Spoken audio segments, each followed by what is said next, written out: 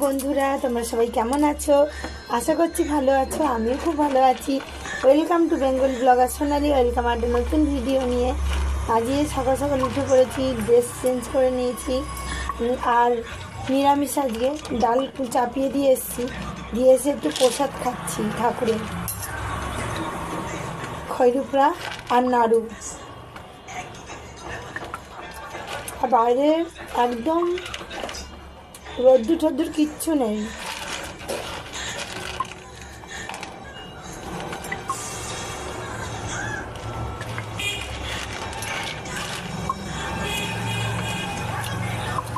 আজকে মেয়ের পরীক্ষাও নেই, কাল আবার আছে।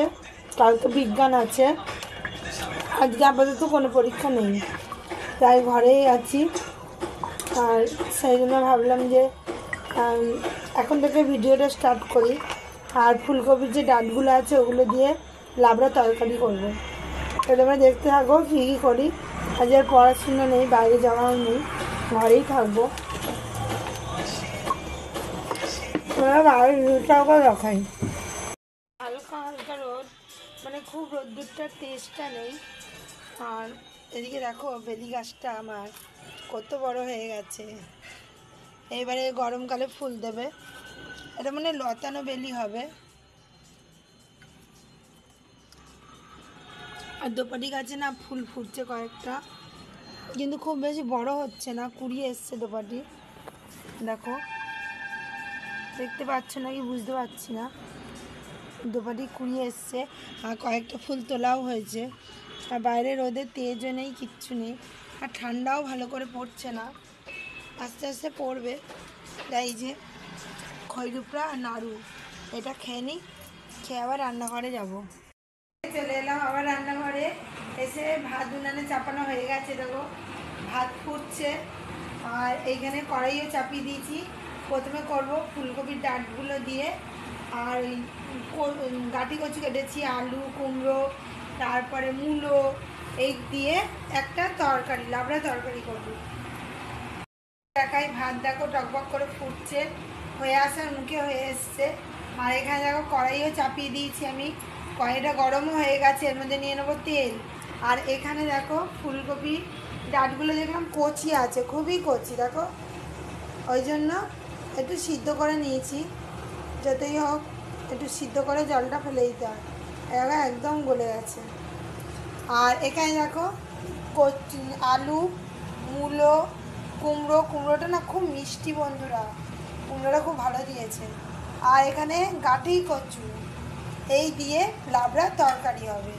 তা চলো, আগে আমি কড়াই চাপিয়ে দিয়েছি, কড়াইয়ের মধ্যে একটু ভাজা মশলা টেলে নেবো, তারপরে ফোড়ন দিয়ে মশলাগুলো দেবো। বন্ধুরা ভাজা মশলা বলতে গোটা মশলা নয়, গুঁড়ো মশলাগুলোকেই তেলে ভাজা মশলা বানাবো। সেই জন্য আমি নিয়ে নিয়েছি একটু 1 চামচের মতো জিরে, 1 চামচ ধনে আর হাফ চামচের মতো লঙ্কার গুঁড়ো। এটা ভালো করে তেলে আমি বাটিটার মধ্যে তুলে নেব। এরকম ভাজা মশলা গুঁড়ো করে যদি তোমরা এই লাবড়া তরকারির মধ্যে দিতে পারো, দারুণ একটা ফ্লেভার আসে। এখানে ভাজা মশলা আমি গুঁড়ো রেডি করে নিয়েছি। আর এখানে আমি তেলও চাপিয়ে দিয়েছি, তেল গরম হয়ে এসছে। এর মধ্যে আমি দিয়ে দেবো, আর ভাত হয়ে গেছে উপর দিয়ে দিলাম। আর তেলটাও গরম হয়ে গেছে, এর মধ্যে দেবো আমি একটা শুকনো লঙ্কা, আর দিয়ে দেবো 5 ফোড়ন। খুব বেশি ফোড়ন না, অল্প করে। দেখো বন্ধুরা আমার একটা পার্সেল এসছে, এতে বডি লোশন আছে শীতকালে। তারপরে যখন তোমাদের খুলবো তখন দেখাবো। এর মধ্যে দেখো ফোড়ন দিয়ে দিয়েছি। এর মধ্যে আগে সবজিগুলো আমি দিয়ে দেবো, যেহেতু এটা সিদ্ধ করা আছে এটা পরে দেবো। আগে আমি এর মধ্যে সবজিগুলো সব দিয়ে দেবো।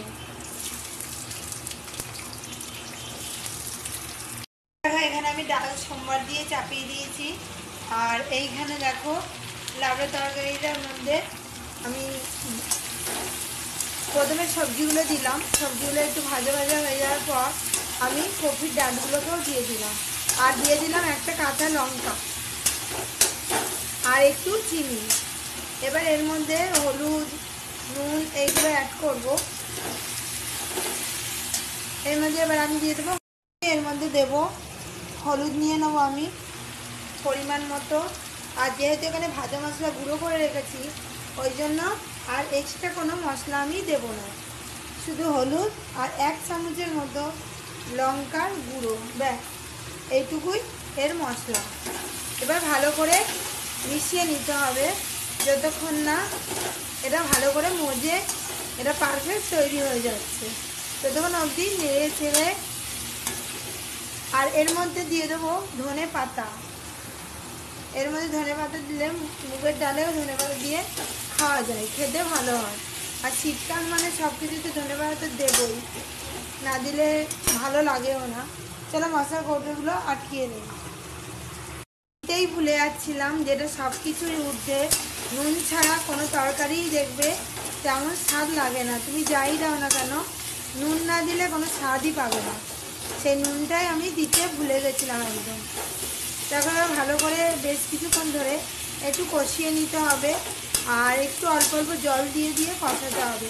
আর ভাজা মশলা কিন্তু এখন দেবে না, নামাবার আগে ভাজা মশলাটা দিয়ে ভালো করে সবজিগুলো মজে গেলে তো এমনি এরম ভেঙে দেওয়া যাবে, তখন নামিয়ে নিতে হবে। ধনেপাতা আর কাঁচা লঙ্কা দিয়ে মুগের ডাল, দেখতে কালারটা খুব সুন্দর এসছে, খেতেও দুর্দান্ত। আর এদিকে দেখো লাবড়া তরকারিটা এখান থেকে এখানে ট্রান্সফার করেছি, এটা যখন ফুটছে আমি একটা থালা নিয়ে এসেছি, ঢাকা দিয়ে দেবো। আর ভাজা মশলা দেখো এখনও দেবো না, এটা ভালো করে কুক হয়ে যাবে তারপরে দেব। আর এদিকে দেখো চাপিয়ে দিয়েছি আবার কড়াই, এখানে প্রথমে একটু ফুলকপি একটু কুমড়ো ভেজে নেব, ছেলে এগুলো ভাজাভুজি খেতে খুব ভালোবাসে, ওটা ভাজার পর তারপর ফুলকপির তরকারিটা চাপাবো। আর কুমড়ো ভেজে নিয়েছি কিছুটা, আর এখানে মশলা রেডি করে নিয়েছি, যা যা দেওয়া জিরে গুঁড়ো, ধনে গুঁড়ো, লঙ্কার গুঁড়ো, নুন, হলুদ সব রেডি করেছি। আর এখানে ফুলকপির তরকারি হবে, আর শীতকাল মানে তো ফুলকপি বাঁধাকপি এইসবই খাওয়ার। আর দেখো একদম চাষি কচি কপি, খেতে খুব ভালো, সেদিনে ফুলকপির তরকারিটাও খেতে দুর্দান্ত হয়েছিল। আর একটু তার মধ্যে এলাচ ফোড়ন দিয়ে দেবে, এলাচ, দারচিনি, লবঙ্গ, তাহলে আরও দুর্দান্ত স্বাদ হয়। তো চলো ফুলকপিটা ভাজা ভাজা হতে থাক, আমি তো তখন দেখি আমার যে লাবড়ার তরকারি চাপালাম সেটা কতদূর হলো, প্রায় জল টেনে টেনে আসার মুখে হয়ে এসছে, তাও এখনও ভালো করে মজেও নি, হয়ও নি ভালো করে, জলটা পুরো টানবে। এইগুলো একটু এরকমভাবে নেড়ে চেড়ে দিতে পারবো, তখন মনে করবো তরকারিটা হয়ে গেছে। এমনি তরকারিগুলো সিদ্ধ হয়ে এসছে, এই আলুগুলো ভেঙে যাচ্ছে, কিন্তু পুরো জলটা টানতে হবে, তবে খেতে ভালো হবে। আর এই মশলাটা তবে দিতে পারবো। আমি আবার একটু নেড়ে চেড়ে ঢাকা দিয়ে দিলাম, আর ফুলকপিটা ভাজা হোক। এইটা এবার প্রায় হয়ে এসছে, ওই জন্য আমি ভাজা মশলা এরম এরম করে দিয়ে দেবো, পুরোটাই দিয়ে দিলাম। আর এদিকে দেখো ফুলকপির মধ্যে মশলা দিয়ে দিয়েছি বড় করে, আর এইখানে দেখো ঠিক এই রকম করে নিয়ে ভালো করে তরকারির সাথে মশলাটা, ভাজা মশলাটা ভালো করে মিশিয়ে দিতে হবে, তাহলে তোমার খেতে দুর্দান্ত স্বাদ আছে। একটু ভেঙে ভেঙে দিতে হবে কিছু তরকারিগুলো। আর এটা যেহেতু হয়ে গেছে আমি গ্যাস অফ করে দিলাম, দিয়ে আমি ভাজা মশলাটা মিশিয়ে নেব। আর খেতে দেখতে স্বাদ খুবই সুন্দর আছে। এখন মূলোগুলো একটু ভেঙে ভেঙে দিচ্ছি, আর যে শুকনো লঙ্কাটা দিয়েছিলাম সেটাও একটু এরকম ডলে দেবো, তাহলে চারিদিকে মিশে যাবে। আর এটা একবার করে নেড়ে নেবো। ফুলকপি দেখো তরকারিটা ঢেলে নেওয়ার জন্য আমি বাটি নিয়ে নিয়েছি, আর এই দেখো করতে করতে রান্নাঘরে আবার চলে এসছে। আর ফুলকপি তরকারির মধ্যে আর একটু জল দিয়ে দেবো, দিয়ে কষিয়ে নেবো। হ্যাঁ লাবড়া খাবি, বাটি নিয়ে আয়।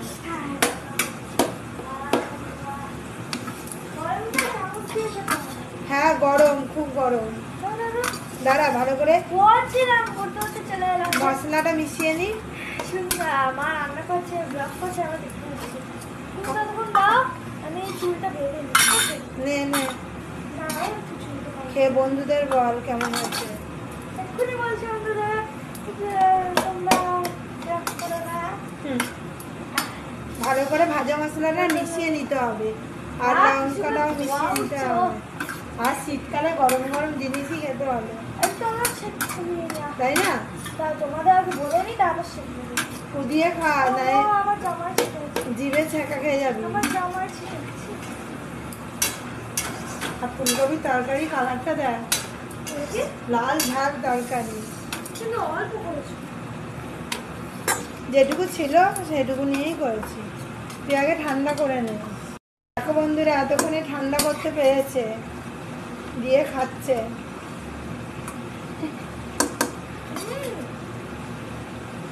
এরকম করে তোমরা লাবড়া তরকারি বানিয়ে খাবে, খেতে কিন্তু খুব ভালো হয়। এই লাবড়া তরকারি বাটিতে একটুও পড়ে থাকবে না। আজকে নিরামিষ দিন, ওই জন্য একটু আমার জিভ পড়ে গেল।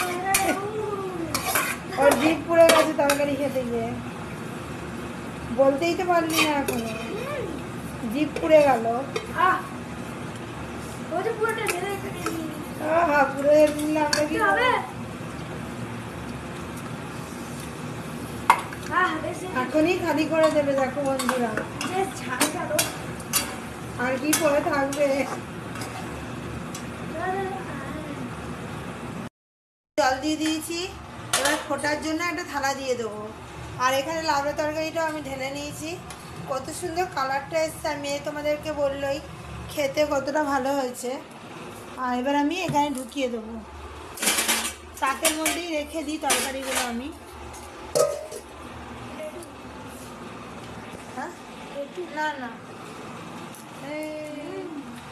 দেখ খেয়েই আজকে শুধু শুধুই সব তরকারি খেয়ে নিল।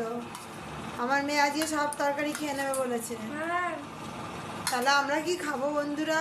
তোমার লাবড়া তরকারি ভাত খেতে না হেভি লাগে। ভাত তো হয়ে গেছে, একটু আগে ভাত খেলাম। আর খেতে পারবি না। হ্যাঁ দেখো বইপত্র নিয়ে আমার কাছে চলে এসছে। বন্ধুরা ফুলকপির লাল ঝাল ঝোল হয়ে গেছে, এখানে আমি বাসনও রেডি করে নিয়েছি। এবার তরকারিটা আমি ঢেলে নেব। আজকের মতো রান্না হয়ে গেল আমার। তোমাদের তারপরে যেটা অর্ডার নিয়েছিলাম এসছে, ওটা তোমাদের দেখাবো। দেখো বন্ধুরা কত, একবার আজকে ফোড়ন সোমবার সব দিয়ে চাপিয়েছি, ওই জন্য আর কিছু দিলাম না। লাল ঝাল ঝোল ফুলকপির তরকারি দিয়েই বন্ধুরা খাওয়া হয়ে যাবে। যে অর্ডারটা বললাম পার্সেলটা এসছে, আনবক্সিং করে ফেললাম ব্লেড দিয়ে। দেখো